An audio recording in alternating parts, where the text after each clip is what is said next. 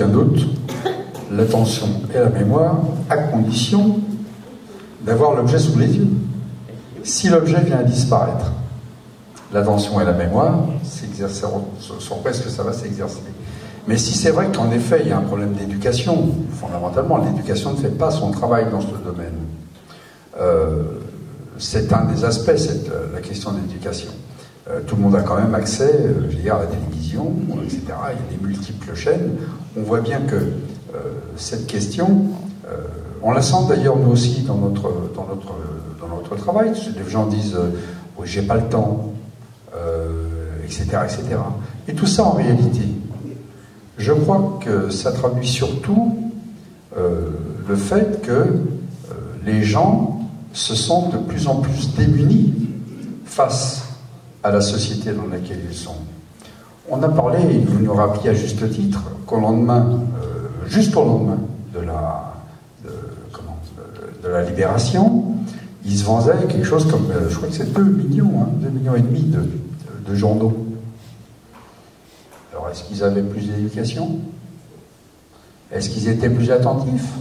Oui. Est-ce qu'ils connaissaient mieux Victor Hugo? Oui. Je suis pas sûr. Oui. Et ils connaissaient la S'il vous plaît.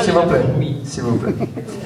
Je ne suis pas absolument certain, peut-être vous avez raison, mais fondamentalement, il y avait un désir d'être d'abord le fruit de la victoire, d'être sorti de cette affaire épouvantable. Un désir extraordinaire de changer les choses.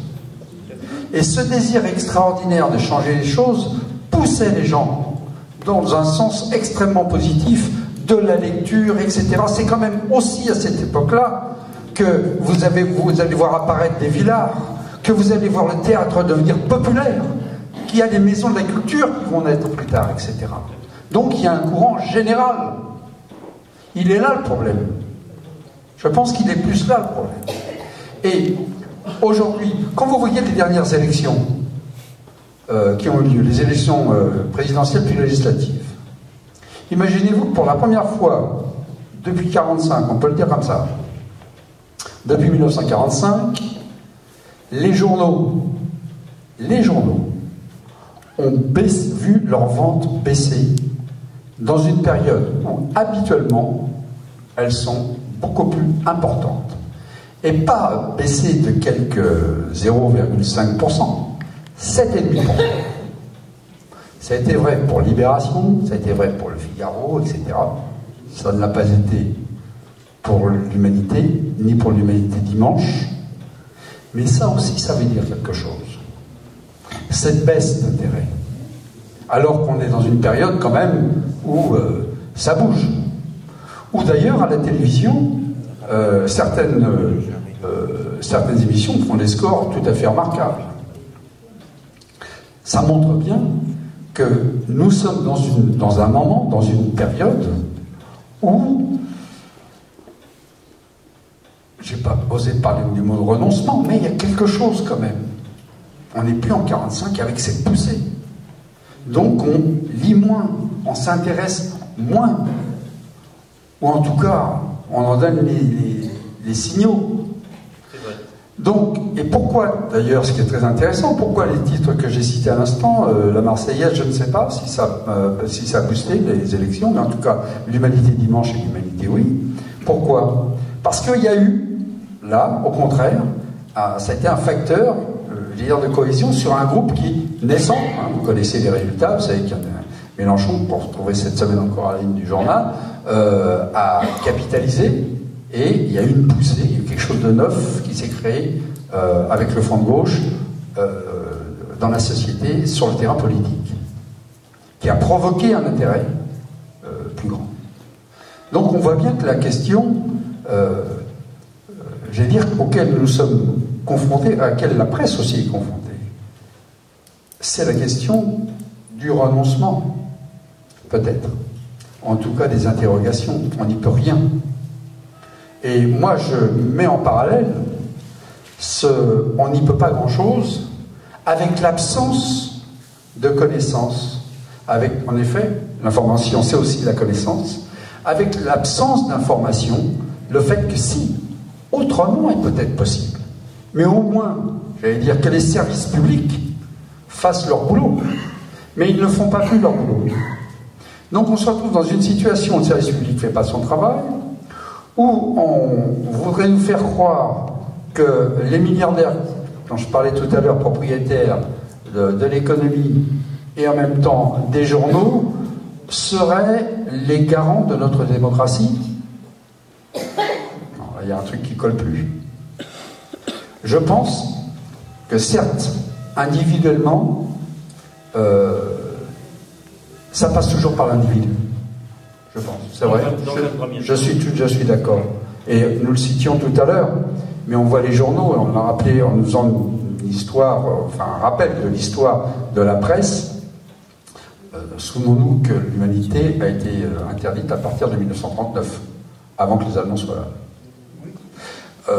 Eh bien, c'est vrai qu'entre 1940, nous le rappelons tout à l'heure, entre 1940 et 1944, le moment de la libération, quand on lit les journaux qui sont là-bas, les Allemands étaient des gens charmants, et qu'il a fallu des citoyens, dont ça n'était pas le métier, pour prendre en main l'information et dire que ça n'était pas... les choses n'étaient pas comme nous laissait croire l'œuvre ou bien Radio Paris à l'époque. Donc on se trouve aujourd'hui dans cette situation et je pense qu'en effet, nous devons nous-mêmes interpeller, y compris nos propres élus, sur ces questions. Et je trouve qu'il est juste de rappeler qu'il faut demander des garanties pour que la presse puisse continuer à vivre. Puisse vivre, parce qu'elle est réellement en danger. Le Figaro est en difficulté, mais son milliardaire d'avionneur sait connaît l'importance de son existence pour créer un rapport de force qui lui soit favorable, donc il saura mettre l'argent qu'il faut. Par contre, la presse réellement indépendante, elle est en grande souffrance. Et elle est en grande souffrance et en danger. Et c'est vrai que nos élus doivent répondre à cette question, doivent non pas se souvenir de ce qui s'est joué au lendemain, pendant la résistance et au lendemain de la résistance, mais aujourd'hui, c'est une question de liberté du citoyen. Il faut vraiment le poser dans ces termes, y compris à l'Assemblée nationale.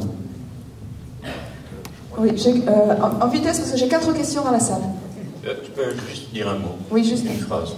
J'ai été très touché par ce qu'a dit André. Il y a une différence fondamentale. Petit jeune homme de 16 ans, j'ai été à la Libération. Nous étions dans un pays qui croyait quelque chose et qui avait un avenir. Nous n'avons aucune conviction et André a fait allusion à la foi nécessaire, à la conviction nécessaire dans une société, sinon elle est en déclin. Clairement, on était à ce moment-là dans un projet politique d'émancipation. Aujourd'hui, on est dans un projet politique d'individualisation et d'abêtissement généralisé, donc voilà. Mais ma réaction, c'était par rapport à vos propos sur la responsabilité de l'éducation quant au zapping. Je pense qu'elle est partagée, cette responsabilité, notamment par vous, parce que le zapping en matière de traitement de l'information, il est quand même relativement violent.